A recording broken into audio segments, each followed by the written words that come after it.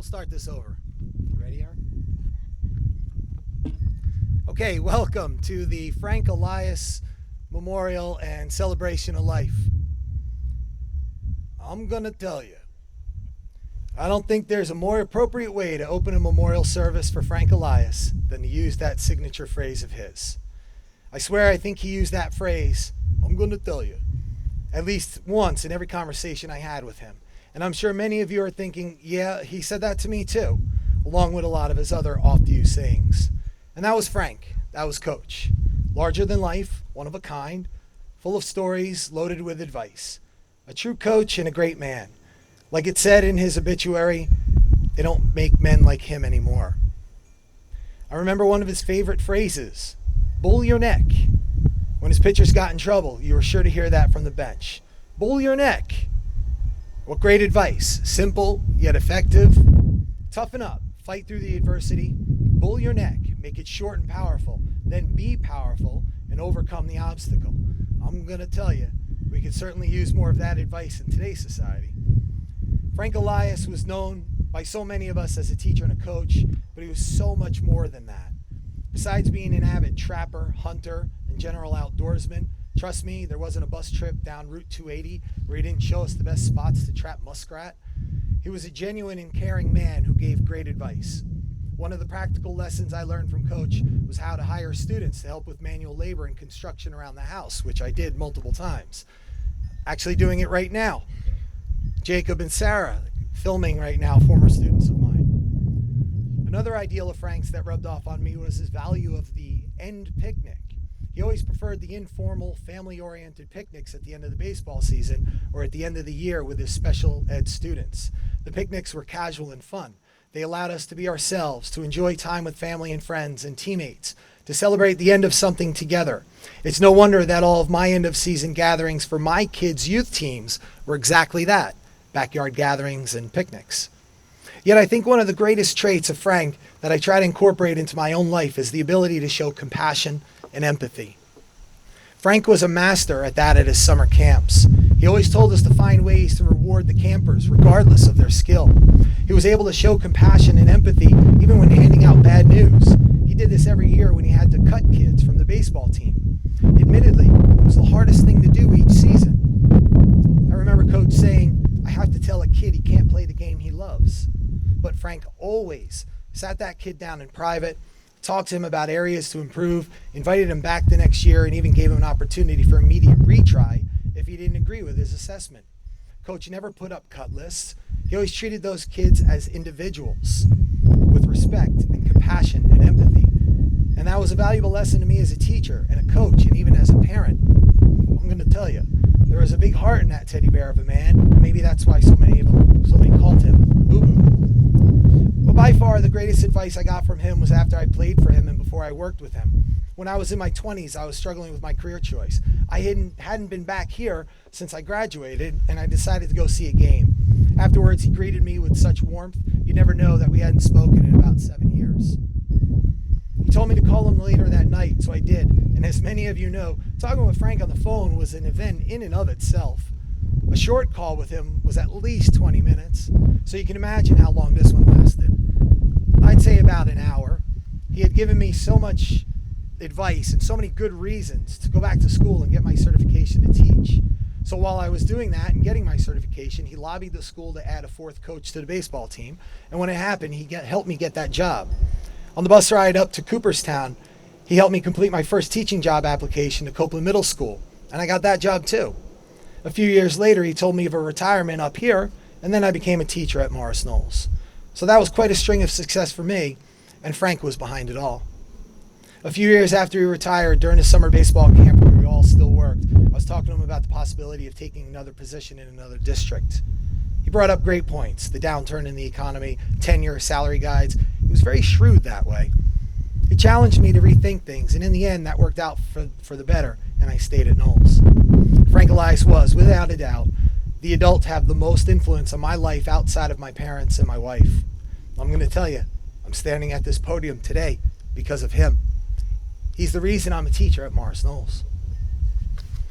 It was an honor to play for Frank Elias, and the joys of those two county championship teams are still fresh in my memory, even 30 years later. However, it was a greater honor to work with him as a teacher at Knolls, and it was a tremendous honor to coach alongside of him, both in this dugout and at his summer baseball camps at Gardner Field. He's an icon in the school's history as well as Morris County's baseball history. He started teaching and coaching here in 1969, retiring in early 2005.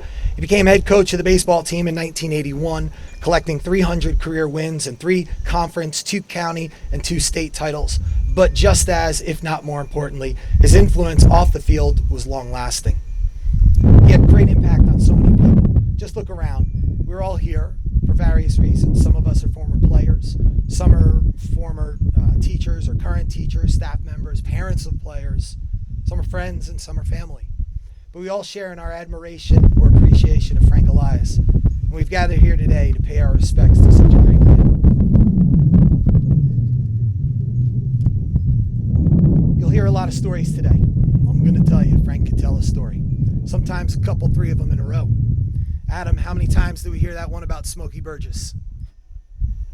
Craig, was there a feat on this diamond that Jeff Mayone didn't accomplish? But that's one of those things about Coach that endeared us to him. And so today, to honor that legacy, we'll hear stories from several of his peers, coaches, and players. Sit back, prepare to laugh, possibly cry, and listen as we go the whole 10 yards in celebrating life of Frank Elias. So with that, it's time to welcome our first speaker to the podium. This man is an icon at Morris Knolls. He is one of the few of us here to predate Frank Elias at this school. He coached football with Frank and had been a fellow physical education teacher during the entirety of Frank's career. It is an honor to welcome to the mic Mr. Bill Regan.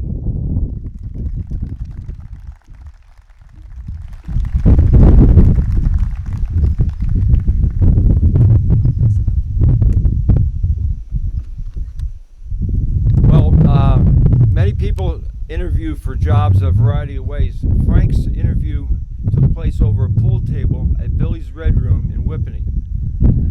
That's Frank Elias, all right? Frank came here, and after growing up in East Hanover and then playing baseball and football at Hanover Park, and then he went to college in Nebraska. Came back and was in South Jersey briefly. I think it was 2 years of teaching in South Jersey, and then came up here and had a great run at Morris Knolls. In one of the early years, I think his second year at Knolls, we're coaching football together, and we're going to play Apsagami High School from South Jersey in a game down there in 3 weeks.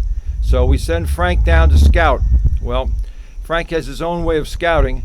Hurricane came up Friday evening. The game was canceled. Frank goes to Atlantic City and spends the night in the casino. Now we needed a little more data than that, so we send Frank back down the next week, and he gets a good report and comes back full of jokes and laughter because their quarterback was knocked out of the game, and we knew we were going to have easy pickings. So Frank had a good way of getting us ready for even a football game. As we all know, he's a great, good-natured guy, warm-hearted, a big bear of a man who loved working with kids in any way, from the little guys in his summer camp up through the senior year in high school. He had a story for every occasion. Recently, we're sitting in the phys ed office, a bunch of the coaches now, just going through things over the years, some of the things Lutz had mentioned, and one comes to mind. The administration would say, "How's everything going?" And Frank's response, "We're a well-oiled machine. Don't mess with success." All right. Or sometimes there'd be a senior get his courage up and challenge Frank. And that was very seldom. "Frank, let's not mix up courage with suicide." Frank had something to do. "Hold the fort. I'll be right back." That meant, "Take my class. I've got something that is more important to take care of." We're in the boiler room with Michael Legrano, our head custodian, in the morning. Frank says, "We really need to do this project." That means he needs a half a dozen volunteers to do something that he should be doing by himself. But Frank also was Detective Frank. About once every other year, we'd have a couple thieves come through the boys' locker room, and Frank had a kit just for this. He had special dusting powder that he would put on his size 46 jeans, stick them in a locker with $1 bill hanging out of the pocket, and wait and capture this kid and then hang him up to dry down in the main office. Only Frank could get that enthused about it, somebody taking gym shorts. But we just had a great time, whether it was in the boiler room or the phys ed office. But Frank was just such a great guy, great demeanor, and all the guys love him, and we still talk about him, and just remember the good old days. Frank Elias, thank you.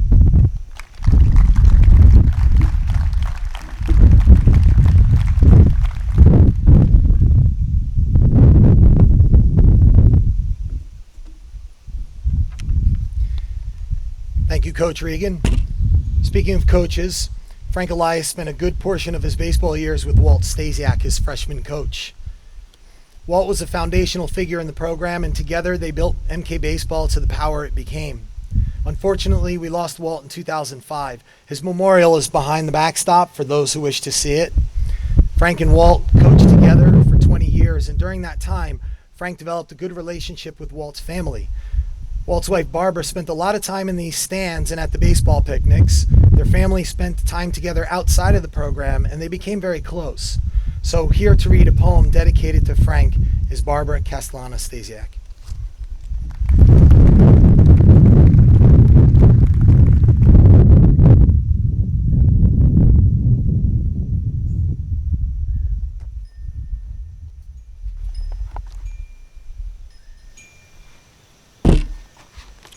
The coach.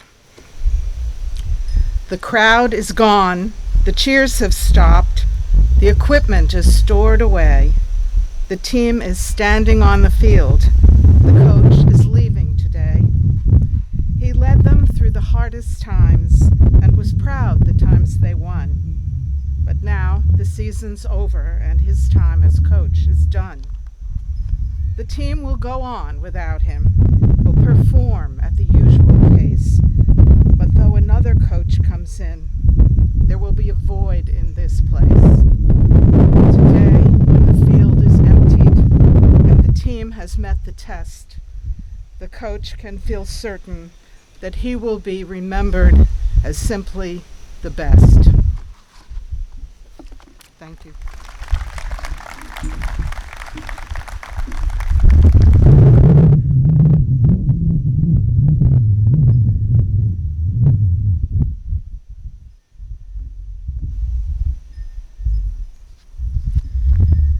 Thank you, Barbara. Our next speaker was also a longtime varsity coach at Morris Knolls, leading the boys and girls basketball teams at various times and also heading the boys and girls tennis programs. However, it was his close work with Frank Elias and the varsity club that probably built their friendship to what it was. Some of you may have seen the wonderful tribute video to Coach Elias after he passed. That was created by our next speaker. Here to share a few more stories of Frank and remember his friend is Mr. Dan Benz.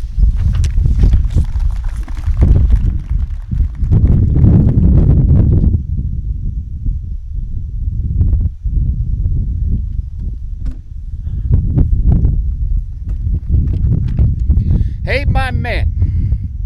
That's the way Frank would greet you. And if you had spent a lot of time with Frank, he made you feel like you were his man. I had the pleasure of spending an entire day with Frank working the football games on a Saturday with the varsity club. Frank absolutely loved doing this. Our day would start out with Frank making Taylor ham and egg and cheese sandwiches for everyone. The administration, the coaches, the kids, all the workers, even people that he didn't know would walk by and he would offer him a sandwich. After breakfast, he would start his hot dogs, Frank's. They had to be perfect because hot dog sales were important to Frank, maybe more important than the game. He would tell Coach Regan to keep the score close at halftime. He didn't want people leaving because he had to sell his hot dogs. One day I was on the grill and a hot dog broke into a few pieces. I was going to throw it out and Frank yelled at me, "Don't throw that out, just wait till someone orders a hot dog with sauerkraut and cover up the pieces." Frank did not waste one hot dog. Looking back at the time I spent at Morris Knolls, Saturday football games with Frank were some of the best times I had. Of course, then there was the boiler room. That was the place to be from 7 to 7:30 in the morning. All the guys were there. Frank was usually the last one to show up. And then he would stay for the first block if he was off. He would even stay there if he was on. He would tell Coach Regan and Jim Pashada to be right up, hold the fort down. One funny story is we found out that Frank's high school nickname was the Toad. So Jimmy Pashada brings in this frog that says ribbit, ribbit when you walk by it. So Frank walks in, there it is, ribbit, ribbit. Frank had a laugh. Next day, Frank puts his head in, he's looking for the frog, no frog. He goes, sits down, ribbit, ribbit was underneath his chair. The next day, Frank looks everywhere. He thinks he was safe, no frog. He opens up the refrigerator, ribbit, ribbit. Frank had a big laugh, and boy did Frank love to laugh. One of the most inspirational days I ever witnessed at Morris Knolls was Frank's last day of February 2005. His phys ed colleagues got all the students out in their classrooms to line the halls. As Frank walked up the steps, you could hear the cheers and clapping from all the kids throughout the building to honor this man for his service on his last day. Frank walked slowly, tears in his eyes. He would stop when he saw some of his favorite students and thank them. Frank would talk about this wonderful moment for years. For the last 4 years, I had the pleasure of living right next to Frank in Myrtle Beach. So one day he says, Benz, tomorrow we're going to go crabbing. I'm going to teach you everything you need to know about crabbing. The first and most important part is that you always crab when the tide is in. So he picks me up at 9 in the morning. We go to the marsh at Cherry Grove. I says, Frank, look, the tide is out. He must have mixed up his AM and PM. Frank was determined to crab, so there he is in the mud, throwing out the traps. For the next 2 hours, we sat, drank some beers, and Coach started to talk about his Morris Knolls teams and players. Although his mind was failing, he was still very clear on his most cherished moments here at Morris Knolls. This was Coach talking. We won our first conference championship in '81. Then we repeated the next year with only 2 seniors. Ray Winecki was our pitcher, and Ed Bortman was our center fielder. '88 was the toughest year to coach. We lost one of our players, Craig Young, in a car accident. But behind the pitching of Matt Maleko, the team came together and we won the Morris County Championship. We then repeated that championship the next year. What made that year special was my son Casey was our bat boy. '91 was our first state sectional championship. Rudy Siegel pitched a gritty game and I sent Jim Ford to steal home in the bottom of the 7th, and we won 6-5. My last year, '99, now that was really special. We were seeded 7th, but we won the state sectionals. But then in the state semifinals, we beat the #1 team in the state, West New York. Chris Dick hit 2 home runs, Mark Janis hit a 3-run triple, and Mike Mould pitched a complete game. Coach was a very caring coach, and he loved all his teams and his players. Frank was finished talking, and you all know he could talk. He went to pick up the traps in the mud, and he caught 1 baby crab. So on the way home, he says, we got to stop at the seafood place to buy crabs so we don't go home empty-handed. I didn't know that would be one of the last days I got to spend with Frank. I can only envision Frank walking slowly through the pearly gates, looking both ways for the frog, meeting God for the first time, and you know what he would say? Hey, my man, I miss you, my friend.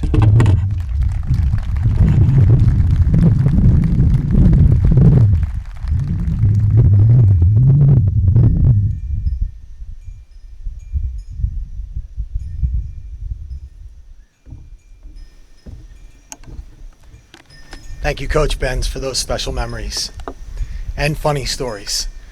Frank was definitely one to make us laugh, although it wasn't always on purpose. Much like Yogi Berra, Frank had a way of mixing up the words and common phrases or just completely botching them. As time went on, he seemed to make up his own sayings, and at his retirement in 2005, I compiled a book of Eliasisms, and I gave it to him. But unlike the Yogi book, Frank really did say everything he said. Some of the highlights of this book are in this packet, but I want to share some of my favorite. Frank was heard admitting, I'm organized, I just don't know what I'm doing. He confessed that the hardest thing about this job is getting up in the morning. He was bad with names, so bad that one time he just could not pronounce a student's name correctly, so he said he would just call her March. When she asked why March, he responded, because that's about when I'll be able to pronounce your name.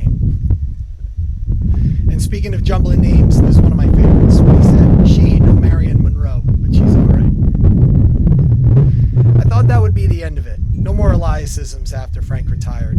But then I worked at his baseball camp with him for about 12 more years. And in that time, Adam Bonfiglio, Casey Elias, and Craig Minner and I, we've gathered enough material to complete the Eliasisms Book 2, which is probably 3 to 4 times as long as the first copy. Like that one, I will present this to the family, but not before sharing a few more of my favorites. So one time after a nice play, Frank said to a camper, "That was a hell of a catch, guy. I don't know if you did it on purpose or because you were trying to." Describing the rural area where his nephew resided, he said he lives out in the Hicks. One day he told us, "I need a few planks for my deck, so on my way home, I'm just going to stop down here at 74 Lumber." And handing out the end of camp awards one year, Frank said to his campers, "We have 3 awards for each group, most outstanding and most improved." One of my favorite responses of all time was, "If I had known you to what do you call it, I would have what do you call it." This last one is so classic, it sounds like Yogi Berra said it himself. Frank was describing a very good young camper, and he said, "Every so often you get a 5-year-old who can play with the other older kids. In fact, it's happened so often that this is the first time it's ever happened." And finally, the visual is the one that gets me here. During a base running session, Frank was teaching his kids how to take the proper lead. He takes his steps, goes over, "Get down low, guys, like a bear in the woods."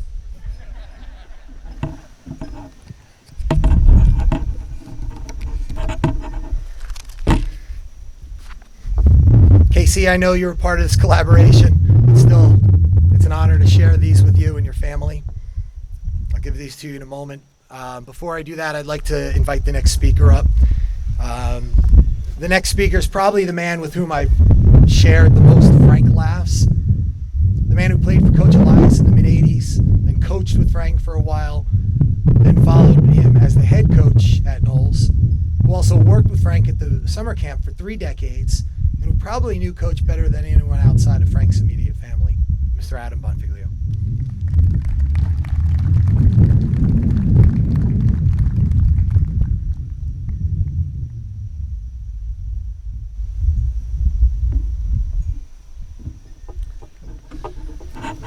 Well, where do you start?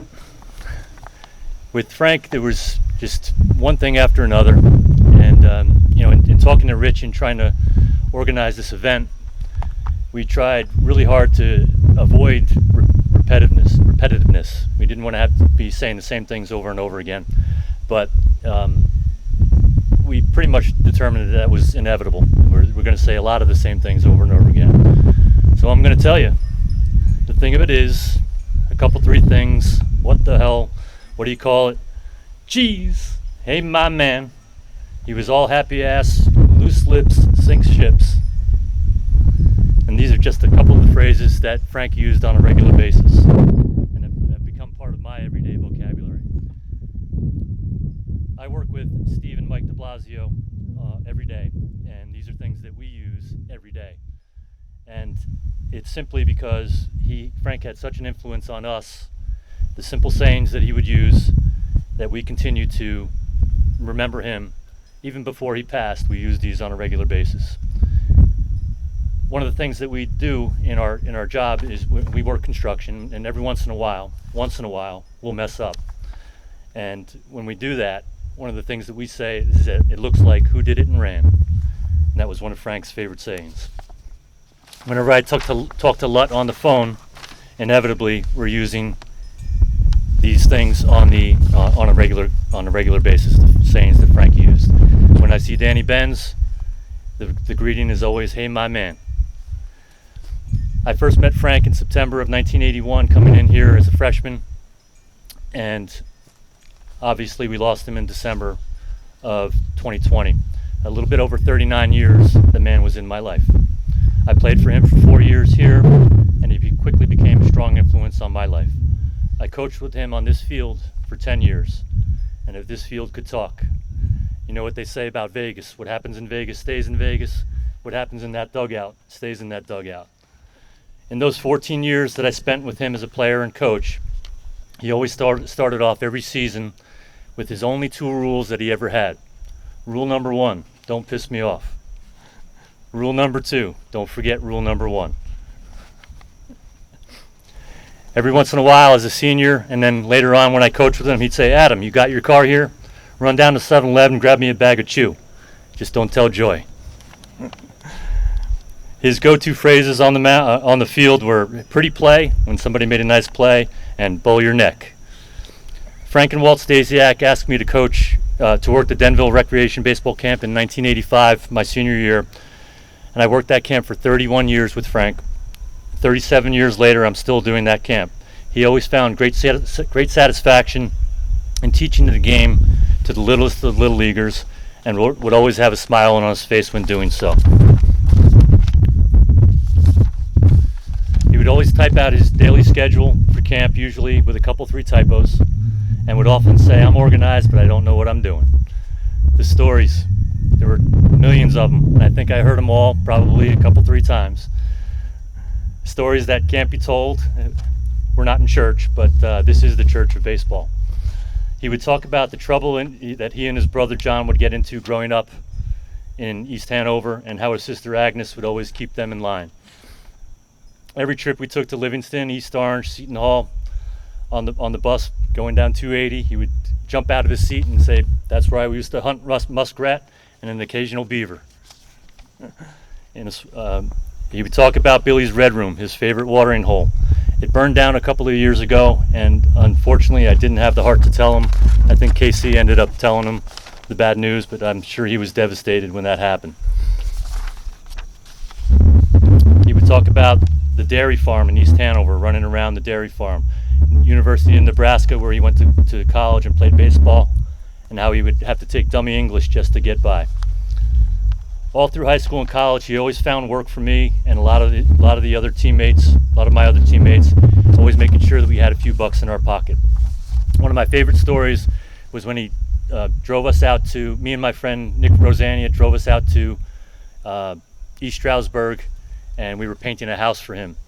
And we're painting all day, all afternoon. He said, I'll come back and pick you up at 4 o'clock. So 4 o'clock rolls around. He's not here yet. 4:30, still not there. 5 o'clock, he's not there. He finally pulls up at 5:30 and says, I forgot. So at least he was good enough to take us out for a beer afterward. And we were still in college. We weren't of legal drinking age. But he took us out for a beer afterward.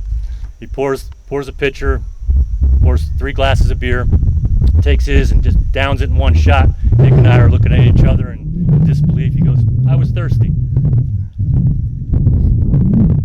Frank was one of the most generous people you could ever know. He always took the time to do something for you, whatever it may be. Whether it be collecting donations for the Toys for Tots every Christmas, working with the special needs kids at Morris Knolls, or just hitting a few extra ground balls to a skinny little third baseman after practice. Frank was always doing something, but always had time for you. Sometimes it was a lot. The phone conversations, as Rich talked about, every time Frank was on the phone, you knew you had to put aside at least 1 hour, but it was worth every second. He truly had a heart of gold, and as the saying goes, would give you the shirt off his back.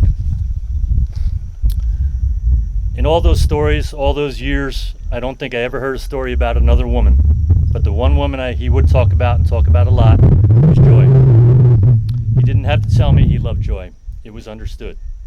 She was his strength. She was his foundation. I happen to watch the movie Field of Dreams fairly often, as my wife will tell you. And for whatever reason, the character of Moonlight Graham, played by Burt Lancaster, reminds me of Frank and his love for Joy. 2 completely different personalities, Frank and Moonlight Graham character. But there are 2 points in the film where Graham says, I best be getting home. Alicia will think I've got a girlfriend. And that genius of metaphor, that says it all. And at home, there was KC. When I was a freshman here at Morris Knolls, KC was born, right in the middle of baseball season, of course. I was fortunate enough to watch you grow, to hear and see all the milestones, to watch your dad raise you. You talk about proud. I'm going to tell you, Guy, you made your dad proud. I know you love Lindsley the way your dad loved your mom, and I know you're raising your kids the way he raised you. I know this is getting a little long, but remember I had a good teacher. In the spring of 1985, right there in that dugout, remember it like it was yesterday.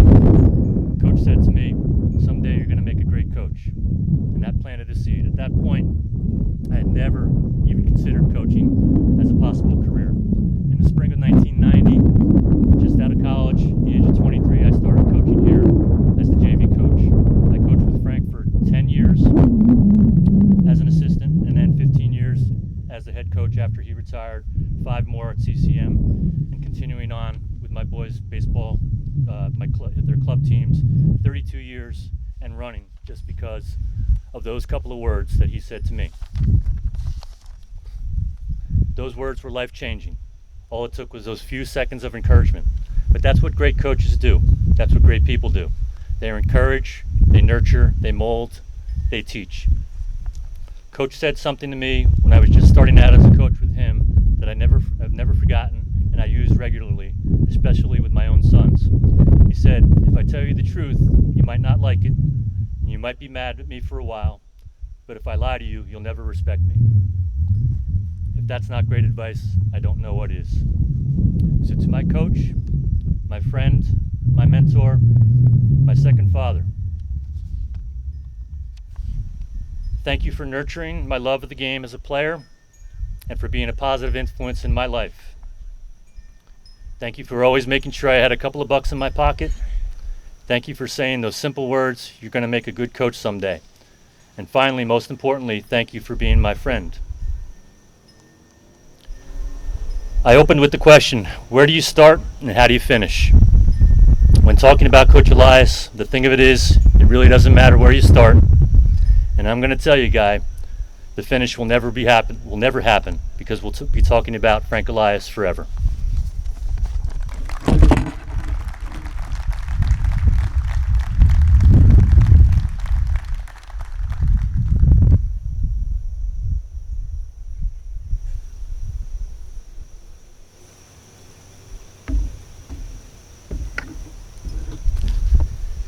Thank you, Adam.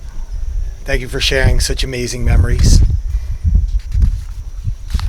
Earlier, I discussed the relationship between Frank Elias and his friend and freshman coach Walt Stasiak.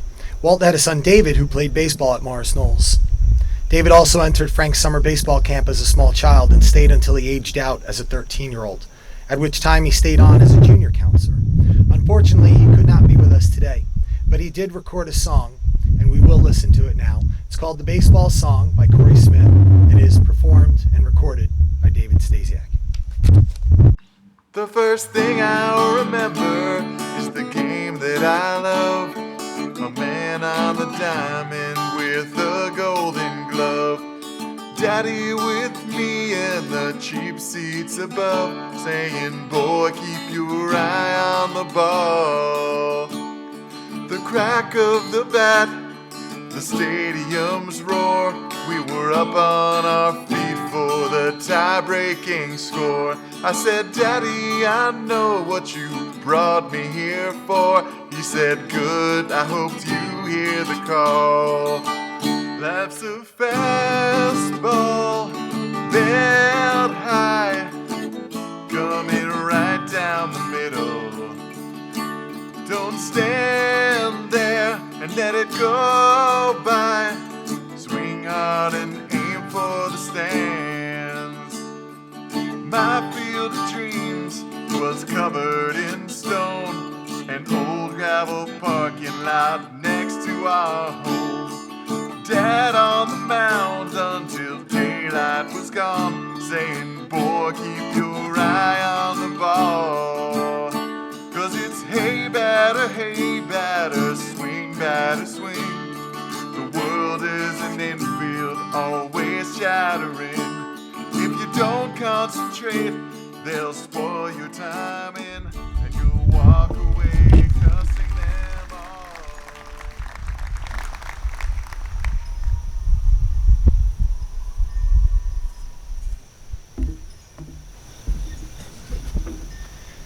Thank you, David and Barbara, for that beautiful song.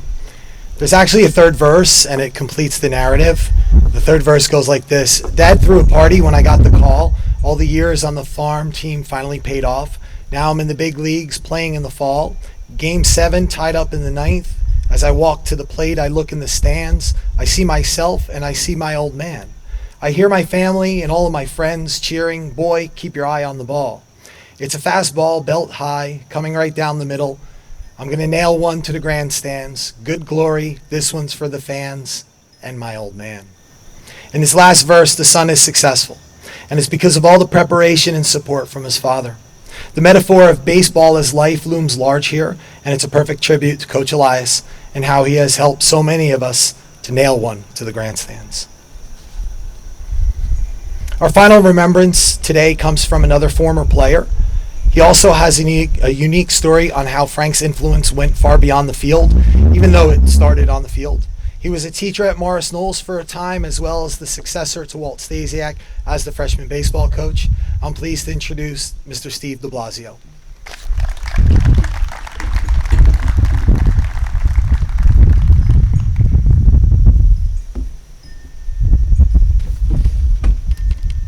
So the funny part of this is that Adam, Rich, and I all spoke prior to this about not being redundant, and now this speech right here is useless. So I played for Frank in 96 and 97, but my relationship with Frank really didn't develop until after I was a graduate.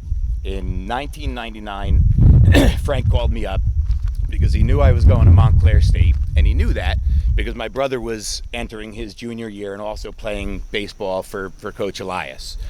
So Frank calls me up knowing that I'm at Montclair State, and he says, "Stevie, I want to start a fall ball team, but I can't do it. Are you interested in coaching?" Of course, I very quickly agreed to coach his fall ball team. And what was even more special was that he was coaching in the same league for his son, Casey Elias, because Casey was coming up through the Randolph program. So my first coaching experience, we're in the playoffs, and I'm facing Frank Elias. And he whooped us. In the second year, I got him, though. So I was 1-1 in my career coaching against Frank Elias. But it was that coaching experience that immediately, I was a business major, and I immediately decided that I had to coach, and specifically I had to coach high school. So I changed from my business major to technology education because the best way to become a coach is to also become a teacher. During that journey while I was becoming a teacher and ultimately to coach, I ended up playing baseball with Casey Elias and the Morris Majors. And during those years, I got to see Frank as a father figure and a fan of his son. Fast forward another couple of years, and I end up becoming a teacher with Frank Elias. And believe it or not, the first thing he says to me as a teacher, I got this written down so I don't mess it up. "Stevie, it may seem like a lifetime away, but start your retirement planning. Even if it's only $20 a paycheck, that stuff adds up."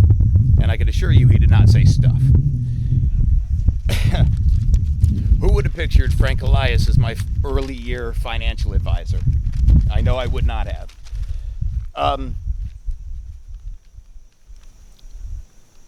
The fact that he taught me or was the initial reason as to why I became a teacher and as a coach, and then I became his colleague, his friend. Rich, I was also his contractor. I did his roof shortly after he retired, and yes, my 3 laborers were my ex-students for any administrators out there.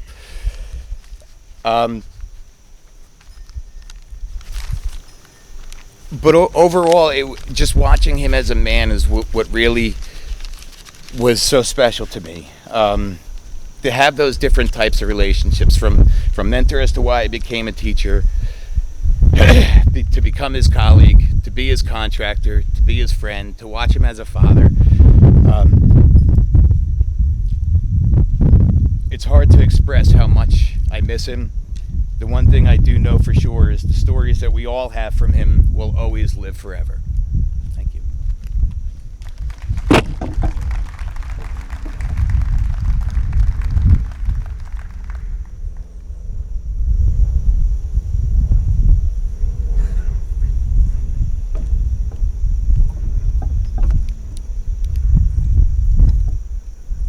Thank you, Steve. It's amazing how many of us have similar stories of Frank's influence in our lives. You're about to hear a few more. A few months ago, when the date for this memorial was finally set, I sent messages out via social media asking for memories and stories of Frank. I was flooded with emails. I've compiled them into a book of sorts, and I will present them to the family. Before I do, I would like to read a few. Coach Elias was such an impactful person on my development and love for the game. Attending his summer camp each year was always one of the highlights of my summer. I was then given the privilege to spend countless more summer hours after graduating camp helping out Coach Elias wherever and whenever I could to ensure camp would run smoothly and the kids could get the same experience I did. Those ended up being some of my favorite baseball memories, and we weren't even playing. I'll never take for granted the knowledge and passion he was willing to share about the great sport of baseball. He taught the game the right way in every aspect, but what truly set him apart and made him special was his ability to make you fall in love with this romantic game while learning. Nearly 20 years since those camp days, I'm still playing actively, and let me tell you, Coach, that your lessons and techniques still run through my mind pre-pitch every time. Thank you for everything you did for me and everyone that you touched. You were truly one of a kind. The thing that sticks out in my mind about Frank is his genuine loyalty and friendship. When my father, his longtime boiler room buddy, was bedridden and brain damaged, Frank showed up at his bedside on a regular basis. He recalled memories they had together. He told jokes. He laughed. It was the most sincere and kind gift he could give my dad and my family. And time did not erode his efforts. For almost 10 years, he faithfully visited my father, continuing to engage with him, even with the ever-diminishing returns. Frank's friendship never wavered, never paused, never stopped, even for a moment. Frank had so many quotes and stories that anyone that worked with him could retell, but the thing that puts a smile on my face when I think of Frank is his compassion for the special education students over the years. Frank was the original phys ed special education teacher. He had those kids dancing and moving like no other. He would teach them the Macarena and what he called the Randolph Shuffle. I am sure it was something he made up. He sometimes had every kid in the gym dancing to the Randolph Shuffle. He always made sure the special education students had their end-of-year field day with the varsity club paying the bill, a tradition that we have brought back over the last few years. Frank would load up a school truck with grills, coolers of food, sports equipment, and bring it to Lontonka Park in Morristown. He did it all and came back at the end of the day, sunburned and smiling. Those students didn't always know how to say thank you, but they would hug him and high-five him, showing their appreciation with their smiles. In my first year at Knolls, I had a personal emergency and had to leave during the day. Being new to the job, I was concerned, so I asked Frank for advice. Without hesitation, he told me to go home to my family and that we've got you covered. I'll never forget what he did for me that day. A lot of why I like coaching high school sports is because of Frank and how he had an impact on me and how I coach. I still use a lot of his old school cliches and many times have to explain what they mean to my players. It's such a different era from when we grew up. One memory shows the measure of what kind of man and coach he was. The 1993 season ended being a disappointment. We were knocked out of the state and county tournament fairly early on. We were playing out the string, and toward the end of the season, one of the parents of a younger player complained that coach had benched some of the seniors to get a look at some younger players and specifically mentioned me. Coach shot down that idea and told the complaining parent that he was the coach of the team and I was his center fielder. It was a little thing, but the loyalty he showed meant a lot. I'll always have fond memories and deep appreciation of Frank for the time and patience he was with Jason.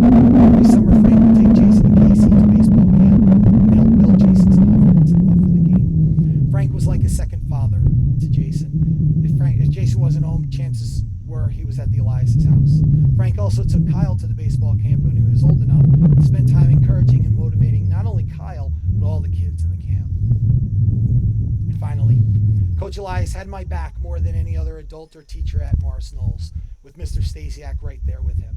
For all of the funny quotes, wins, and stories, I've never had a coach outside of my father that ever looked out for me the way Coach did. He defended me on more than one occasion to other teachers and coaches. He trusted me and let me know that he believed in me. One specific instance, we were playing a team with an all-state shortstop in the Morris County tournament. This kid was getting tons of press and was going to play ball at D1 school down south. Coach came up to me before our game and let me know that he thought I was every bit as good as that kid. He meant it. I had a really good game and we upset the other kid's team to move on to the semis. That moment meant more to me and did more for me than he could ever know. Now I'm just trying to pay that back to the boys I coach. I make sure all of my guys know how much I care about them as individuals and that someone always has their backs. That's all because of Coach Elias. These stories show how kind, loyal, and supportive Frank Elias was. His influence went well beyond the foul lines. It went into our lives. He helped us find ourselves, to develop confidence, to enjoy life. He was there to raise us up.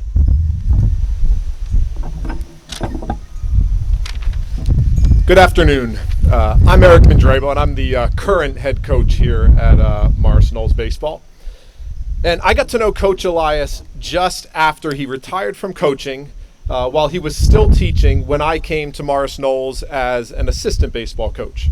And you've heard from a lot of people who played for Coach Elias or coach with him today who view him in many ways as a father figure, including Adam Bonfiglio. And Adam was a coach who hired me and has been my coaching mentor, and including in that teaching me many of the Coach Eliasisms that on occasion I find myself saying to 18-year-olds and 15-year-olds who have no clue what I'm talking about, but I do enjoy a good laugh from them from all the years working with Coach Elias in camp.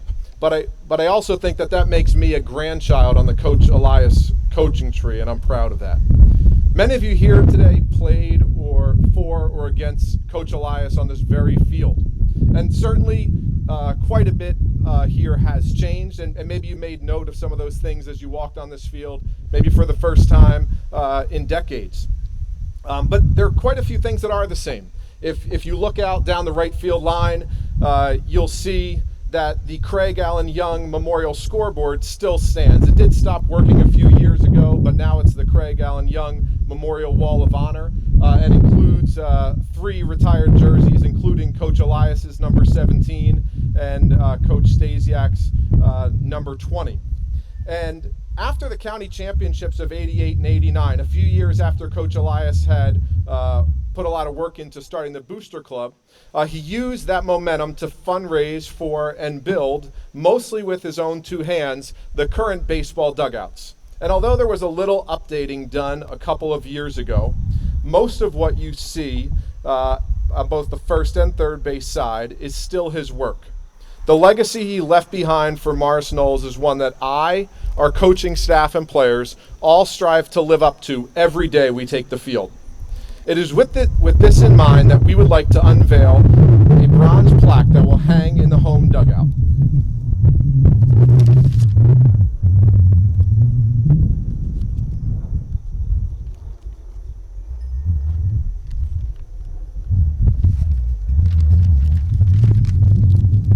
I'd like to take a minute to read the inscription on this plaque. Coach Elias began teaching and coaching at Morris Knolls in 1969. In 1981, after many years as an assistant coach, he took over the baseball program and brought it to new heights, capturing 3 conference titles, 2 county championships, and a state sectional title in his first 11 years. In that time, he averaged 17 wins per season on his way to 300 career victories. He closed out his career by guiding the 1999 team to the best finish in school history, a North Jersey Group 4 title. However, it isn't his on-field success that most people would remember about their larger-than-life coach. They remember how he loved his players, helping them become young men, and how he kept strong ties to his alumni and their families. Coach Elias also taught younger players to love the game at his summer baseball camps. Always a teacher first, he was also a mentor, a friend, and a father figure to many. At the bottom of the plaque, there's a quote. It reads, "A good coach can change a game. A great coach can change a life." After the ceremony this afternoon and before our spring season, this plaque will hang in what will now be known as the Frank Elias Memorial Dugout.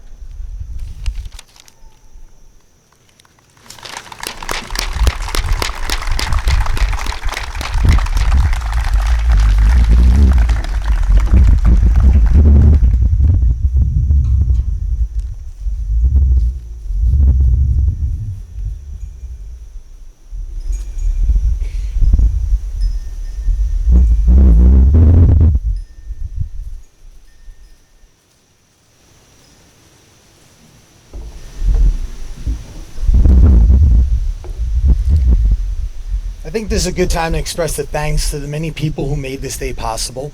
Obviously, we thank the school and the athletic director and the custodians for allowing us to use the field and helping us set up. We thank the Booster Club. It's only fitting that we're here celebrating Frank's life on this field where he spent so much of his life. There are many others to thank, though. From Barbara Stasiak with all her artistic assistance on the prayer cards and the program and the music and the planning, to Steve de Blasio for hanging the letters in the dugout, to Freddie Flake, who printed plaque replicas that are going to go to the family, to Eric Mondrago in doing a lot of the behind the scenes and procedural things on campus, to Dan Benz, Bill Reagan, Adam Baffiglio, and providing valuable information as well as networking to get the word out. To all the others who shared in their memories of Frank. Really took a team effort to make this happen today. But I would also like to thank the many individuals who donated to the cause. When word went out that we're fundraising for this plaque and for the service, the response was immediate and overwhelming. One donor went as far to say, "There's no way Coach isn't getting that plaque. Just tell me how much it is." There was such a determined generosity from the start, and together, you are the reason we have such a beautiful plaque to memorialize our coach. So thank you so much. It's hard to say everything about Coach in under 90 minutes. Thus, when the service is over and after we've mingled for a little bit, maybe 20 minutes of Coach time or so, you're all invited to the Rockaway River Barn on Green Pond Road to catch up with each other, to share more stories, continue our celebration of Coach. It will be very informal, outdoor gathering. Hope you can make it.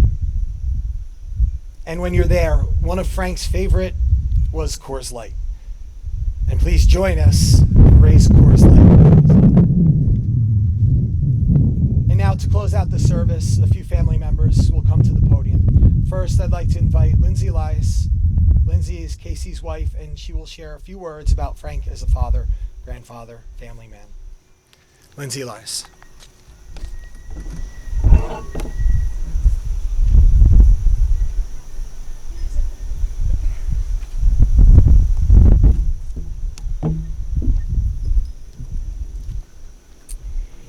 This is gorgeous, and it's very hard to go right after that dedication because that was wonderful. I know that I speak on behalf of my whole family when I say that this entire day is tremendously beautiful, and we will never be able to adequately express our gratitude for all that everyone has done. Thank you for being here. I am proudly Frank's daughter-in-law, and I wanted to say a word both on behalf of myself and also on behalf of my husband, Casey. We compiled these sentiments together in honor of the most incredible man. Saying a few words about a man who always had so many words is a giant task. And even harder to do with those words is to encompass the magnitude of the man, husband, father, brother, and grandfather that Frank Elias was. He was, as many have said today, larger than life. And the legacy that he leaves behind and the impact that he had and still has is even larger. The proof of all of that is right here today within each of you. There are generations of his reach right here. Family, friends, players, students, and colleagues. You are all true testaments to the tremendous impact and influence that Frank had during his lifetime. Influence like his comes from passion, energy, love, and devotion. Frank loved fiercely, he cared deeply, and he gave all of himself to everything that he did. When it came to his family, there was nothing more important. Frank was a family man through and through, and he put our well-being above all else. He was profoundly protective of us. He worked hard to provide and be the rock for everyone to lean on. One of my favorite memories of Frank will always be our Thanksgiving dinners together.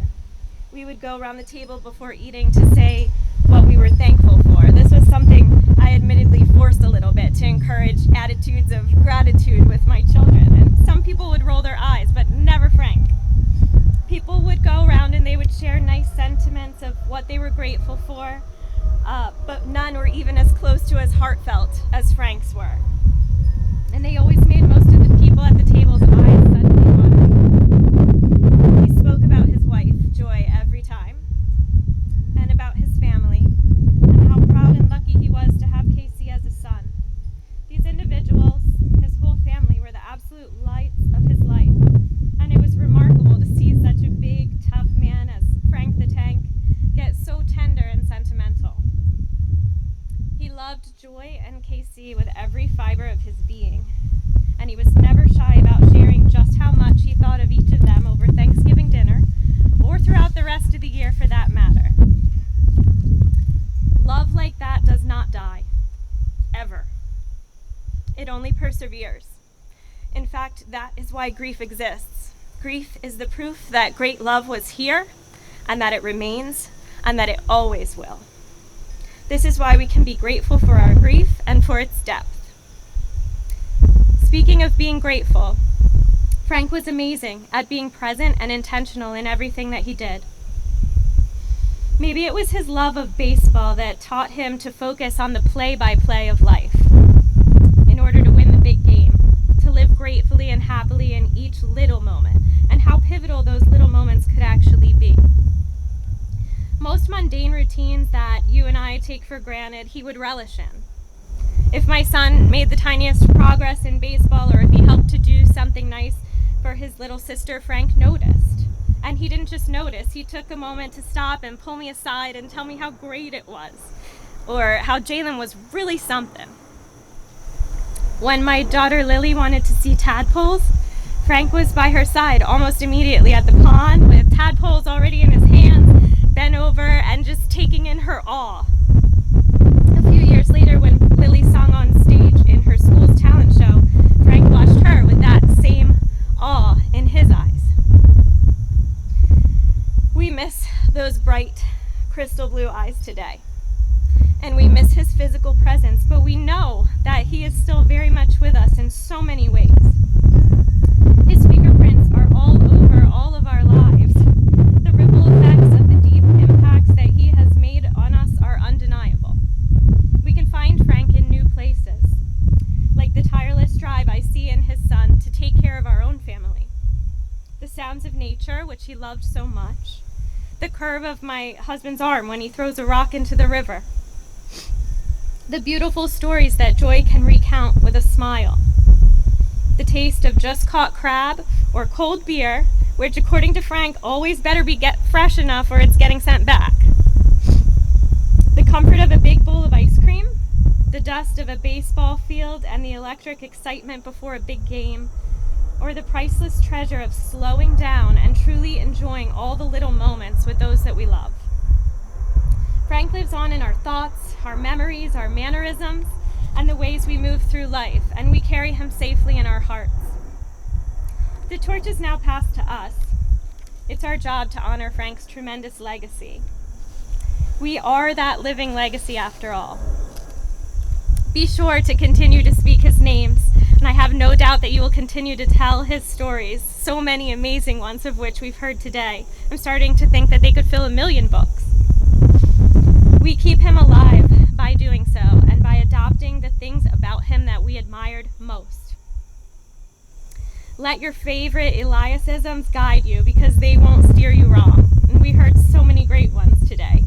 We have taught my son that a man of excuses is a poor excuse for a man. And in our house, I think we quote the 5 P's almost daily, which is prior planning prevents poor performance. There is a 6 P version, but we don't use that with the kids, if anyone knows that version. We will honor Frank by finding a way to move forward even when it seems impossible. In grief, you can't look very far ahead to prior plan your life, because everything about life as you know it has changed so drastically. But you can always plan your next best step one step at a time. And you know that as you take it, Frank is smiling down on you proud, no doubt about it.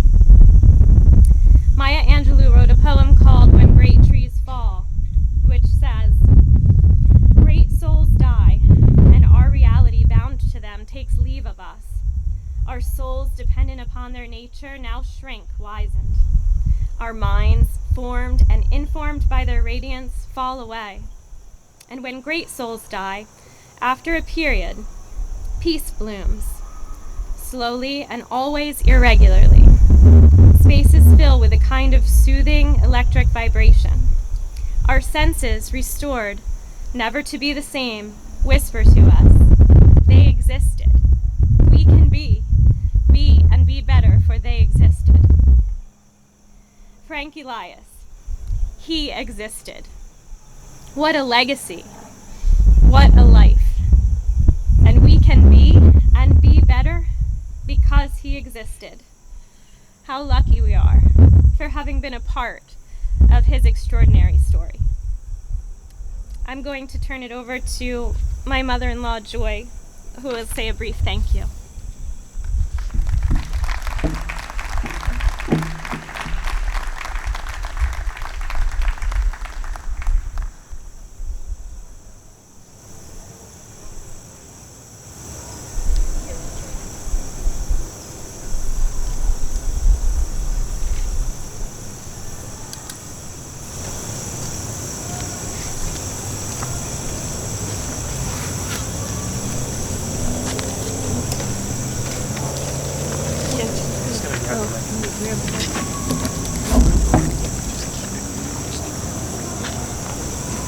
I just want to thank you all for coming, and I know Frank would be so proud of you today for being here, and I am too. Thank you all. Thank you very much.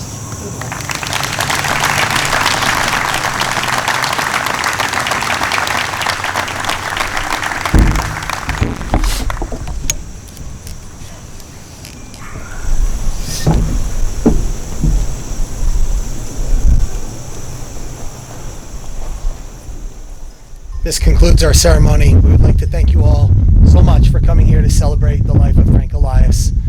Feel free to mingle and possibly, if you'd like, to come to the Rockaway River Barn. But again, thank you so much for being here. Walk away cussing them all. Life's a fastball, belt high, coming right down the middle. Don't stand there and let it go by. Swing hard and aim for the stands. And thank God for your fans. Thank God for your fans. Thank God for your fans. Thank God for your